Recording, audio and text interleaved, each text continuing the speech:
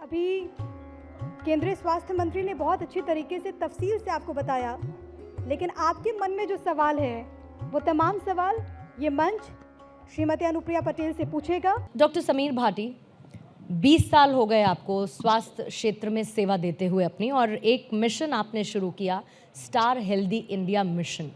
सबसे पहले तो मैं इस मिशन के बारे में समझना चाहती हूँ, क्योंकि आपका मकसद इसमें बहुत अच्छा है कि किसी भी तरीके से इलाज को सुविधाजनक, सुलभ और सस्ता बनाया जाए। क्या महत्वपूर्ण उपलब्धियां इस मिशन के तहत अभी तक आपने हासिल कर ली हैं? बिल्कुल बिल्कुल। देखिए, जैसा कि आज हम देश की राजधानी, भारत की राजधानी दिल्ली में बैठे हैं, और आज का जो प्रोग्राम भी है भारत 24 का, जिसका मेन जो थीम भी है वो आरोग्य भारत है। और जैसा आज हमने अपने चीफ गेस्ट जो केंद्रीय स्वास्थ्य मंत्री नड्डा जी से सुना, अनुप्रिया जी से सुना, और बाकी अभी मेरे फेलो पैनलिस्ट भी बात कर रहे हैं, और भी जितनी भी स्वास्थ्य से रिलेटेड जितनी चर्चाएं हुई है, अभी पीओसीटी का जैसा डिस्कशन हो रहा था, सब ने बात की है प्रिवेंशन और स्क्रीनिंग के ऊपर। और अभी जैसा मैडम भी बता रही थी कि होलिस्टिकली कैसे वो यशोदा हॉस्पिटल में एक जगह अंडर वन रूफ सारी तरह की सुविधाएं दे रही हैं। मेन देखिए, जितनी चुनौती अगर 20 ईयर्स का मैं आपको बताऊं क्रक्स, तो ज़्यादातर जो देखा है वो है सबसे बड़ी चुनौती कि हम बीमारियों को समय रहते हुए पकड़ नहीं पाते। जैसा अभी हम बात कर रहे थे एआई का, तो वही सब एआई टूल्स एंड डिजिटाइजेशन हम अपनी कन्वेंशनल जो टेक्नोलॉजी है उसमें इनकॉर्पोरेट कर रहे हैं, ताकि जितना हो सके बीमारियों को हम समय रहते हुए पकड़ सकें। अभी जैसे हमारे नड्डा जी ने बताया कि भारत युवाओं का देश है, हमारा फाउंडेशन है हमारी युवा शक्ति। और जैसा आप भी भारत 24 के अंदर आज जैसे डिस्कशन चल रहा है कि 2047 मिशन 2047 का हमारा जो विकसित भारत का जो उद्देश्य है, उसमें हमारे स्वस्थ भारत का बहुत अहम रोल है और युवाओं के हेल्थ का बहुत अहम रोल है।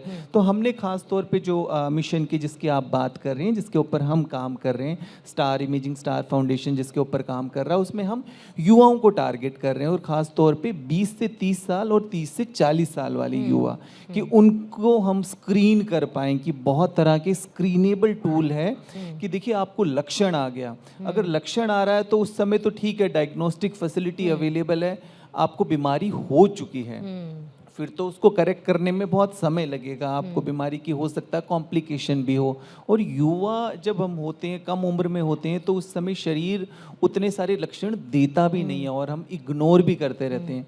तो जो स्क्रीनेबल टूल्स हैं उनको हम ज़्यादा इस्तेमाल कर रहे हैं, ख़ास तौर पे जैसे महिलाओं के लिए ब्रेस्ट स्क्रीनिंग का पे हमने ज़्यादा फोकस किया हुआ है। तो जितनी भी तरह की कैंपेन्स है, जैसे हम सारे जितने भी कोर्ट्स हैं उनमें हमारी कैंपेन चलती है, तो जजेस के हम टेस्ट करते हैं, एडवोकेट्स के टेस्ट करते हैं, स्कूल एंड कॉलेजेस में हमारी इस तरह की स्क्रीनिंग्स होती हैं, ताकि हम प्री डायबिटीज़ और प्री हाइपरटेंसिव स्टेज पे उनको पकड़ सकें। कि हम 15 साल के बच्चे का टेस्ट कर रहे हैं और उसका तब हम बता सकें कि कहीं वो प्री हाइपरटेंसिव तो नहीं है, कि 25 तक वो पहुंचते पहुंचते हाइपरटेंसिव हो जाए।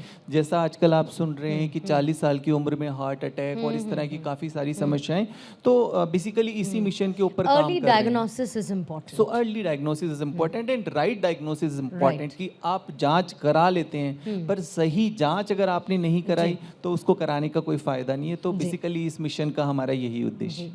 अब समीर भाटी जी, आप क्योंकि आप स्टार वेलनेस और केयर फाउंडेशन के संस्थापक भी हैं, शिक्षा के क्षेत्र में, चिकित्सा के क्षेत्र में किस तरीके की पहल जो आपकी तरफ से की गई हो, आपकी इस संस्था की तरफ से की गई हो, जिसने समाज में बड़ा योगदान दिया? बिल्कुल बिल्कुल।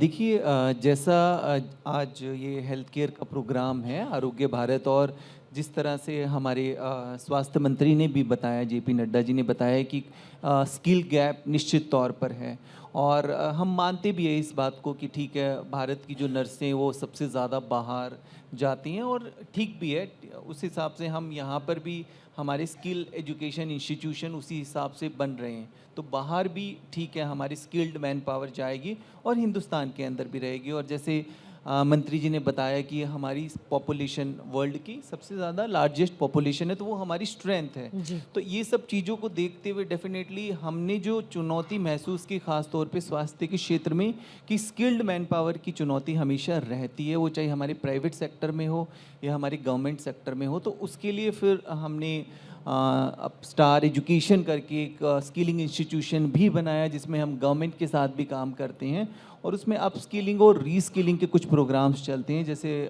ख़ास तौर पे अभी राजधानी की बात करूं तो दिल्ली के पुलिस स्टेशंस में हमारे ट्रेनिंग सेंटर्स चलते हैं, जहां पे हम जनरल ड्यूटी असिस्टेंट और इस तरह की कोर्सेज कंडक्ट कराते हैं।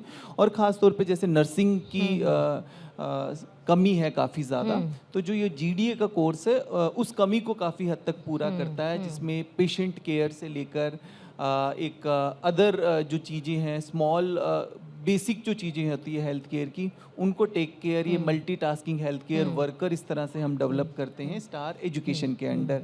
दूसरा एक सबसे बड़ी चुनौती, जैसा कि हमारी युवाओं के साथ साथ हमारी एल्डरली पॉपुलेशन भी बढ़ रही है भारत में।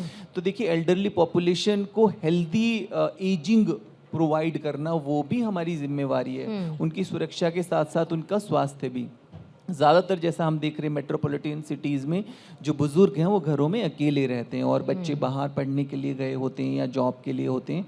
तो ख़ास तौर पे हमने अपनी होम केयर फैसिलिटीज़ के अंदर सभी तरह की diagnostic facilities, even nursing assistant से लेके और भी कुछ पॉइंट ऑफ केयर डिवाइसेस और AI की मदद से टेली कंसल्टेशन, ये सब सुविधाएं भी हम होम केयर में प्रोवाइड कर रहे हैं, खास तौर पे एल्डरली लोगों के और लिए। जो ये आप बता रहे हैं ये सरकार के इनिशिएटिव से बहुत मैच करता है, अलग अलग पर्सपेक्टिव में ये बहुत बढ़ते हुए मैच मैं करता आमंत्रित करना चाहूंगी doctor Sameer Bhati, founder and chairman star foundation, and the category is contribution in preventive health care in youth.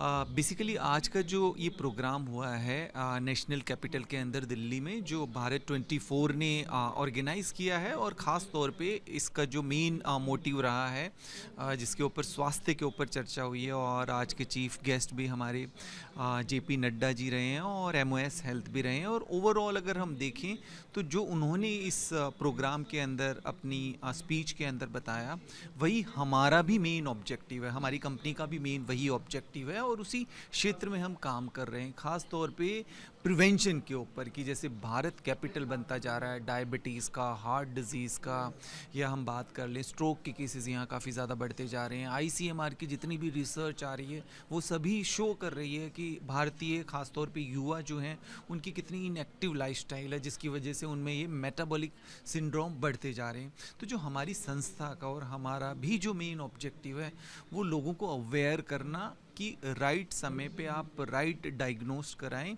और डायग्नोसिस की देखिए, जहाँ तक बात करें कि जिस तरह से पिछले 20 सालों में मैं स्वास्थ्य क्षेत्र में और मैं देख रहा हूँ जो डिज़ीज़ का ग्राफ है वो बढ़ता ही जा रहा है।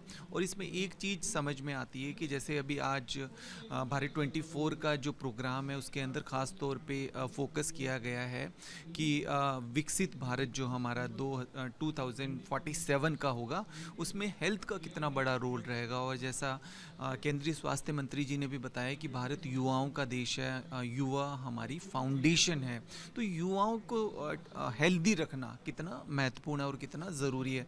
तो हम ख़ास तौर पे युवाओं की हेल्थ को लेकर काम करें, जिसमें 20 से 30 साल का एज ग्रुप और 30 से 40 साल का एज ग्रुप। तो हम ज़्यादातर स्क्रीनेबल टूल्स का इस्तेमाल करते हैं। स्क्रीनेबल टूल्स का मतलब कि बीमारी होने से पहले कैसे हम उसको कैप्चर कर पाएँ।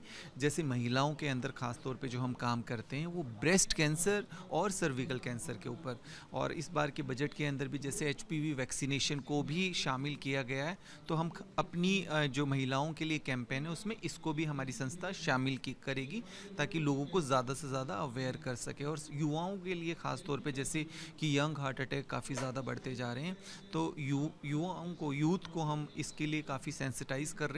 और राइट टेस्ट, राइट एज क्या है आपकी और कौन से टेस्ट करानी चाहिए, तो वो उसके ऊपर हम ज़्यादा सेंसिटाइज़ करते हैं।